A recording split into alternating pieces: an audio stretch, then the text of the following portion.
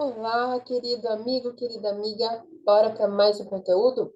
Mas antes, não deixa de se inscrever se você ainda não é inscrito, deixa o seu like aqui para nós e compartilha esse conteúdo super legal de revisão com quem você sabe que precisa, com seus amigos, colegas de trabalho, professores de ciências e biologia, tá bom? Então vamos lá?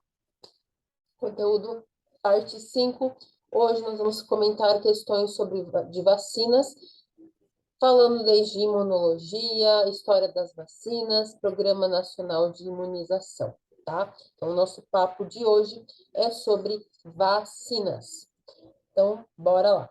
Lembrando que é um bate-papo, eu estou aqui resolvendo questões para já ir treinando para a prova, tá? E se você quer adquirir esse material para poder treinar aí na sua casa, no seu momento, você pode adquirir também. É só você entrar em contato comigo no meu WhatsApp ou no meu Instagram. Os contatos estão todos aqui abaixo na descrição do vídeo, beleza? Então, vamos lá. Número 1, os componentes antigênicos das vacinas, eles podem ser bastante distintos, tá? Cada um com o seu antígeno, o seu componente, ou usando DNA ou RNA, tá? A tabela abaixo apresenta algumas das vacinas disponíveis nos estabelecimentos públicos de vacinação e seus componentes.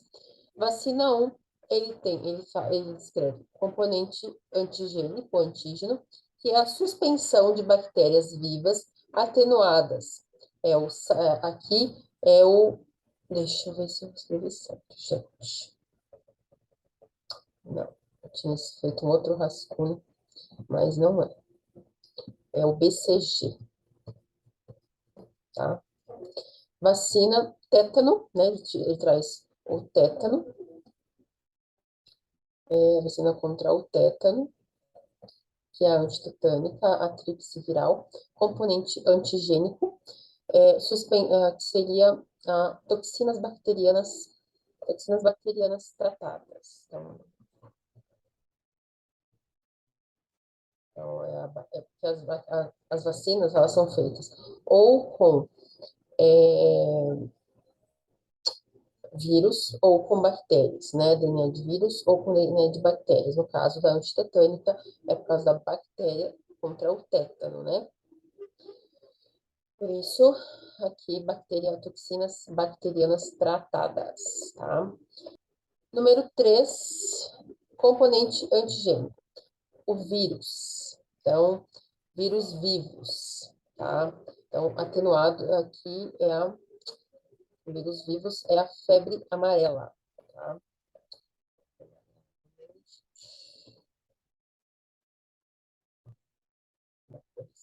Então, um é o suspensão de bactérias vivas atenuadas, que é a vacina contra o BCG.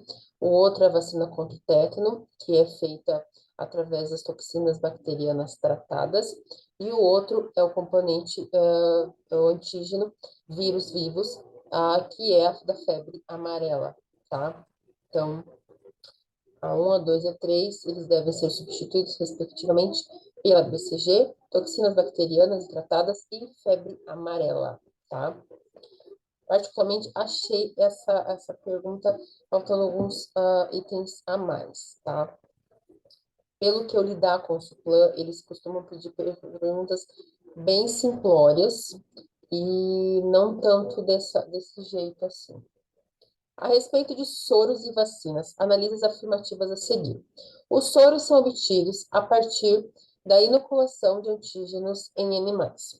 As vacinas estimulam a produção de antígenos e os anticorpos são os principais constituintes das vacinas. Os soros são obtidos a partir da inoculação de antígenos em animais. Sim, através da soro de cada vacina, né? As vacinas, elas estimulam a produção de antígenos? Não, gente, as vacinas, elas estimulam a produção de anticorpos. Os antígenos, eles estão nas vacinas, tá? Os anticorpos são os principais constituintes de vacinas? Não, os principais constituintes das vacinas, eles são os antígenos, tá? Então, eu vou fazer a correção aqui. Deixa eu ver. antígenos. E as vacinas, elas estimulam a produção dos anticorpos em defesa do nosso corpo. A gente falou bastante nisso durante a pandemia, né? Certo? A letra A, apenas a 1. Segundo a Organização Mundial de Saúde, a OMS, existem cerca de 200 vacinas contra a Covid-19 em estudo, sendo que mais de 90 dessas já chegaram à fase de experimentação em humanos, estudos clínicos. E 14 imunizantes, eles estão aprovados ao redor do mundo, tá? Atualmente, o desenvolvimento das vacinas, ele se concentra em 5 diferentes tecnologias. Primeiro, vacinas de vírus inativos, mortos, ou atenuados, enfraquecidos, métodos tradicionais que utilizam o próprio vírus para estimular o corpo a produzir a resposta imunológica, que foi o caso da Coronavac, tá? A Coronavac foi a vacina que foi feita de vírus inativo ou morto, ou enfraquecido, e é um método tradicional que vai utilizar o próprio vírus para estimular o corpo a produzir a resposta imune, tá? 2. A vacina de vetor viral, ela é utilizada, elas utilizam um outro vírus que é geneticamente modificado para produzir proteínas virais no corpo e provocar uma resposta imunológica sem causar a doença. Foi o caso da AstraZeneca, tá? Ou Oxford, produzida pelo laboratório Oxford. Número 3, vacinas de RNA e DNA. São vacinas que possuem RNA ou DNA geneticamente modificado do vírus para gerar uma proteína. Esta, ao entrar em contato com o organismo, ela é capaz de produzir respostas imunológicas de forma segura, que foi o caso da Janssen, tá? Que a gente no começo era dosagem única.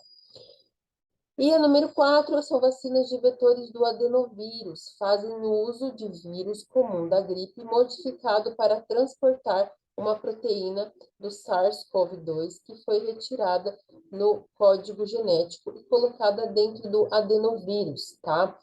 Que foi o caso da... Eu falei da Janssen, não, a Janssen foi... A Janssen foi a vacina de vetores do adenovírus, que fazem uso do vírus comum da gripe, tá? E a Pfizer que foi o caso que foi feito de RNA e DNA, tá? Que possui RNA, só inverti aqui, eu troquei, eu estava lendo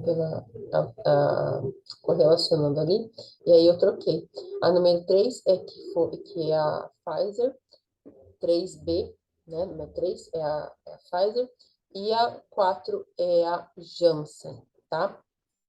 Foi feita a partir do vírus comum da gripe, modificado para transportar uma proteína do SARS-CoV-2, que foi retirada do código genético e colocada dentro do adenovírus, tá? Então, a resposta certa é, relacionando ali, 1D, 2A, 3B e 4C. É a letra... que voltou tudo.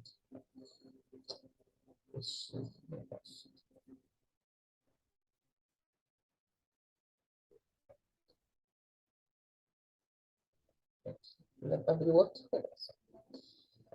É a letra C de casa, 2A, 3B, 4C e 1D.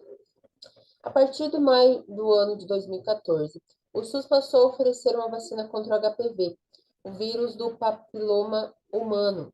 A campanha pretendia aplicar a vacina em 5,2 milhões de meninas entre 11 e 13 anos e reduzir os casos de câncer de colo do útero, ânus, garganta e pênis, além de reduzir o aparecimento de verrugas genitais causadas pelo HPV. A vacina contra o HPV, como qualquer vacina, ela faz o quê? Ela fornece uma excelente dose de anticorpos contra o HPV? Sim, mas não só isso. Ela impede que a pessoa tenha contato com o HPV? Não, ela não impede. Ela estimula o corpo na produção de anticorpos contra o HPV? Sim, ela estimula e assim previne. Age como antibiótico, combatendo o HPV? Não, porque é vacina e não antibiótico. Fornece genes que produzem proteínas contra o HPV? Não, né, gente? Não é genes que ela fornece uma proteção. As vacinas são capazes de estimular a produção de anticorpos no organismo. Assim, dizemos que as vacinas nos conferem o quê? Imunidade ativa, enquanto o soro confere o quê? Uma imunidade passiva, tá? Então, a vacina, ela entra e já ativa a proteção. E o soro é mais uma imunidade passiva, tá? 6. Segundo a Anvisa, a vacina contra a gripe serve para 3 tipos de vírus: a H1N1, a H3N2 e a influenza B. Como em todo ano, com a chegada do outono, campanhas de vacinação contra a gripe se intensificam e têm reduzido significativamente a incidência da gripe. Sobre a vacina contra a gripe, assinale a afirmativa correta, tá? Sobre a gripe. Fornece anticorpos contra um dos 3 tipos? Não, gente, quando ela faz para os 3. Já está falando assim, ó, a vacina contra a gripe serve para 3 tipos de vírus. 3, tá? Ela estimula a produção de anticorpos contra os 3 tipos de vírus? Sim. Impede o contato com qualquer um dos tipos de vírus? Não, gente. A gente está sempre sujeito a pegar uma gripe, mesmo pegar o coronavírus hoje em dia, mesmo tendo sido vacinado, também é possível, tá? Torna as pessoas geneticamente imunes a qualquer tipo de vírus gripal? Não, né, gente? A gente pode pegar, mas a gente só vai ter uma resistência melhor. Fornece anticorpos contra apenas um dos vírus? Não, contra os 3. E imuniza contra os 3. Não, ele fornece anticorpos 3 e ele imuniza os 3. Tá? Então, a resposta certa é a B. Estimula a produção de anticorpos contra os 3 tipos de vírus. As vacinas estão entre as principais conquistas da humanidade. Elas são capazes de estimular a produção de anticorpos no organismo dos indivíduos, imunizando-os.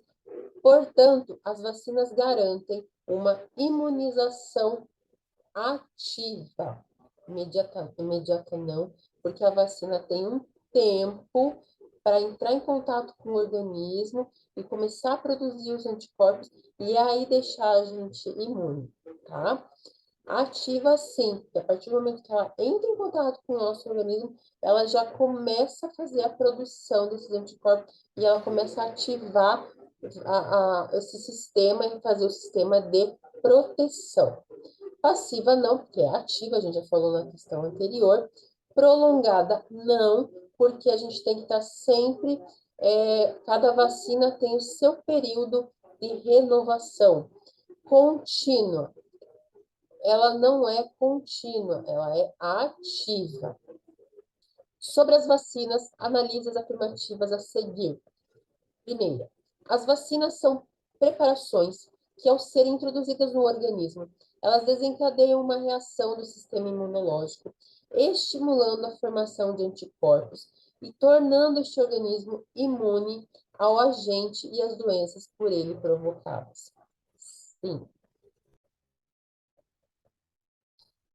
Vacinas atenuadas são constituídas de micro-organismos obtidos pela seleção de cepas naturais, né? Caso vírus vivo ou vírus morto, né? E atenuadas por meio de passagens em meio de culturas especiais, em diversos hospedeiros ou por manipulação genética. Sim, foi o caso, todas as vacinas acontece esse processo. As vacinas podem ser produzidas a partir de micro-organismos vivos, atenuados ou mortos, toxinas neutralizadas ou simplesmente utilizando componentes de cápsula, membrana ou parede do micro-organismo. Sim, elas podem ser produzidas a partir de micro-organismos vivos, né, que a gente falou, vivo ou morto, toxinas neutralizadas ou simplesmente utilizando componentes, né, um componentezinho da cápsula, a gente estava falando antes, né, na questão anterior, se não me engano. Então, todas elas são corretas em relação à vacina. E assim a gente aprendeu mais um pouquinho sobre as vacinas, né? Fixamos um pouquinho mais. E você que não conhecia sobre vacina, está conhecendo agora. Em 2014, a vacina contra o papilomavírus humano foi introduzida no calendário nacional de vacinação do SUS. A vacinação será feita em 3 doses. A segunda dose deve ser aplicada 6 meses após a primeira e a terceira após 60 meses, depois da primeira dose. Essa ação é importante para a prevenção do câncer do colo de útero. Sobre o HPV, assinale a alternativa correta. Papilomavírus humano, ele pode provocar uma doença conhecida como condiloma acuminado. O contágio ocorre pela via sexual, incluindo contato genital, oral genital e também manual genital. Então, é uma doença sexualmente transmissível e muito séria, tá? Esse condiloma acuminado. Mas, professora, o que é o condiloma acumulado? Vamos ver o que é. Aí, falando da prevenção da HPV e tal, que é o câncer de colo de útero, né? O condiloma.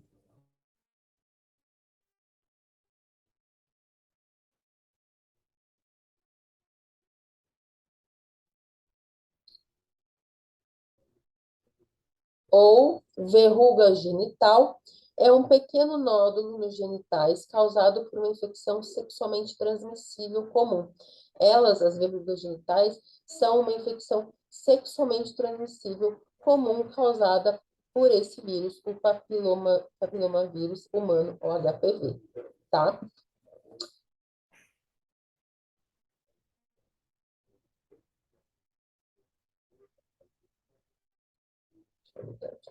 Volta, volta e lá. Então, entenderam? São as verruguinhas.